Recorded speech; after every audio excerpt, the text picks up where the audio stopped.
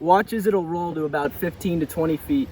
The Cowgirls playing here day in and day out gives them that course knowledge going into the weekend. In my pocket, I have $300 to represent the amount of money Jeffrey Carroll received from Lamont Evans. This was self-reported by Oklahoma State to the NCAA. Last week, we talked about the importance of a balanced Cowboy attack.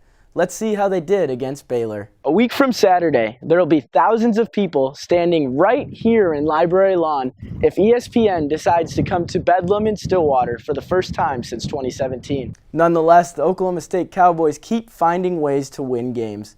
And with each win comes higher expectations for this Cowboy football team. This is where the Perkins Road construction begins. There is a merge right here, and as the cars merge during busier hours, that causes a lot of congestion. What Spencer Sanders, Malcolm Rodriguez, and Mike Gundy earned the grades on this chalkboard.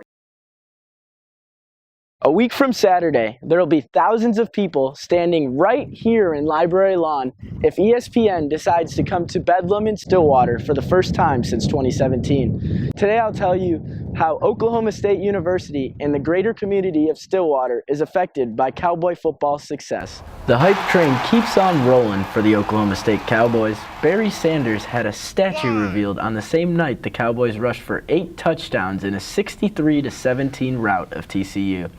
The Cowboys are now 9-1, needing to win one of their last 2 games to clinch a berth in the Big 12 championship.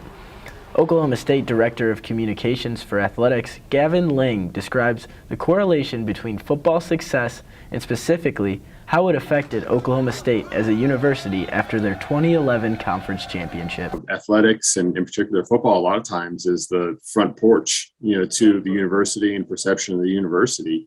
And certainly we got a boost in terms of enrollment and other things as a result of the football team having a successful 2011 season. Football success goes far beyond benefiting the university itself. Christy Morrison, president and CEO of Visit Stillwater, says football success affects spending in Stillwater. Positive attitude, a lot more visitor spending, a lot more people coming to town, a lot more gifts being bought for the holidays. It has a positive impact. There's no doubt about it.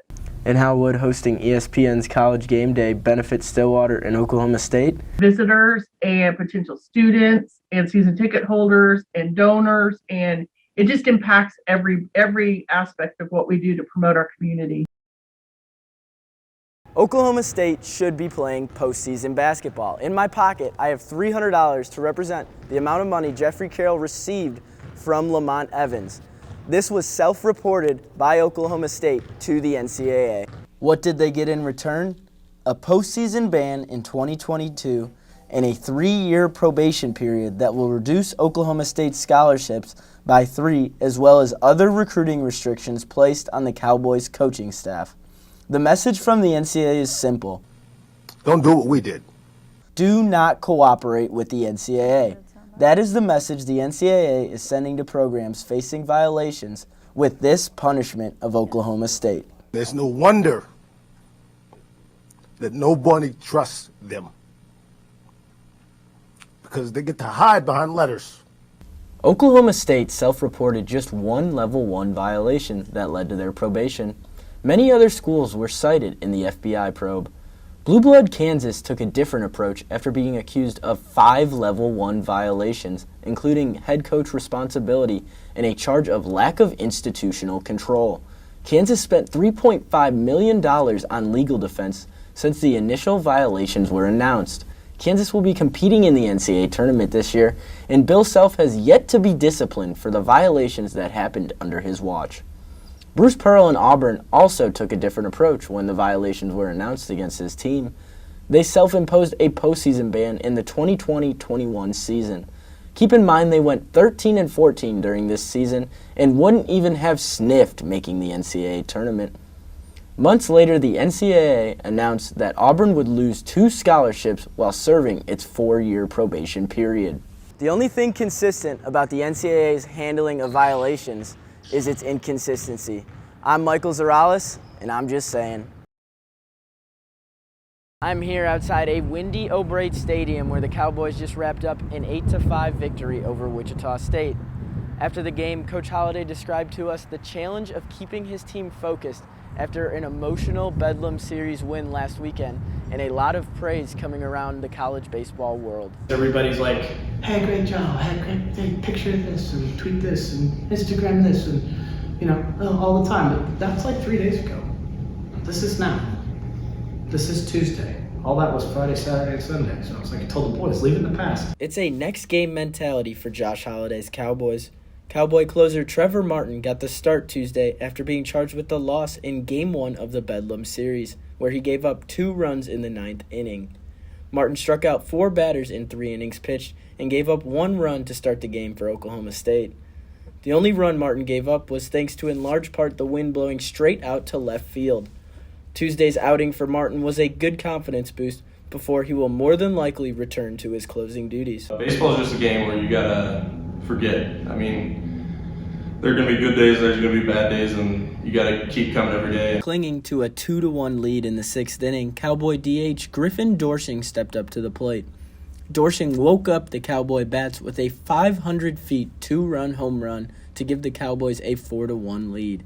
After a 3-run 6th inning and tacking on 1 more in the 7th, Brett Brown put the game on ice with this 2-run home run to make it an 8-1 Cowboy lead. The number 5 ranked Cowboys improved to 24-9 on the season with this win. The Cowboys will have a couple days off before they play next this weekend against West Virginia in Morgantown. For News OSU, I'm Michael Zurales. There is a new brand of football in Stillwater, and it's built around the defense. How far can this defense take the Cowboys? Oklahoma State defensive coordinator Jim Knowles has your answer. That's why I came here. The Oklahoma State Cowboys lost the turnover battle 3-0 Saturday against Baylor. They won the game 24-14, and Dallas Haggerty will tell you how the Pokes found a way to grind out another victory from his view on the sidelines. Thanks, Dallas. Here's how Mike Gundy summed up the Baylor game. We got away with another. Running back Jaylen Warren has been the rock of this Cowboys offense. Last week we talked about the importance of a balanced Cowboy attack. Let's see how they did against Baylor. Warren rushed for 125 yards on 36 carries against Baylor. When you add in a reception for 5 yards, Warren accounted for only 32% of OSU's total offense. While scoring 24 points is nothing to get excited about, the Cowboy offense is getting healthier and becoming more balanced. After the bye, the Cowboys will play on the road against Texas and head to Ames to face Iowa State a week later. 2 hostile environments and 2 teams that are known for their physical defense. Both teams will likely put an extra guy in the box in order to stop the run. If they're going to win either of these games, they will need to be able to throw the ball efficiently. Nonetheless, the Oklahoma State Cowboys keep finding ways to win games, and with each win comes higher expectations for this Cowboy football team. Now let's take a look at which Big 12 teams made this week's AP poll. Oklahoma, ranked at number 6, defeated Kansas State last week 37-31. OU quarterback Spencer Rattler threw for 243 yards and 2 touchdowns and an interception. Texas, who falls at number 21 this week, defeated TCU 32-27. OU and Texas will face off in the Red River rivalry this Saturday, October 9th at 11 a.m. on ABC. Again, the Cowboys are on bye this week before heading to Austin, October 16th for a meeting with the Longhorns.